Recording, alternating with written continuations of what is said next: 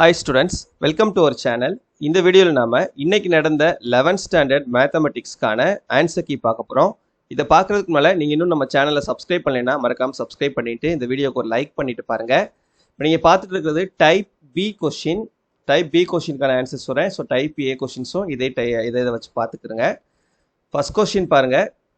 அந்த ஃபர்ஸ்ட் क्वेश्चनக்கு option E 1/5 1/5. Second question க்கு option A 1/2 A square 1/2 A square. Third question க்கு option A P of A by B greater than or equal to P of A. நாலாவது question க்கு option C E 10. அஞ்சாவது question க்கு option D 18. ஆறாவது question க்கு option B root of tan x plus c. ஏழாவது கொஸ்டினுக்கு option C 3. எட்டாவது கொஸ்டினுக்கும் option C 3. ஒன்பதாவது கொஸ்டினுக்கு ஆப்ஷன் சி 0,9. பத்தாவது கொஸ்டினுக்கு option D 4i vector plus 5j vector. 11வது கொஸ்டினுக்கு ஆப்ஷன் ஏ 0. 12வது கொஸ்டினுக்கு ஆப்ஷன் ஏ 0.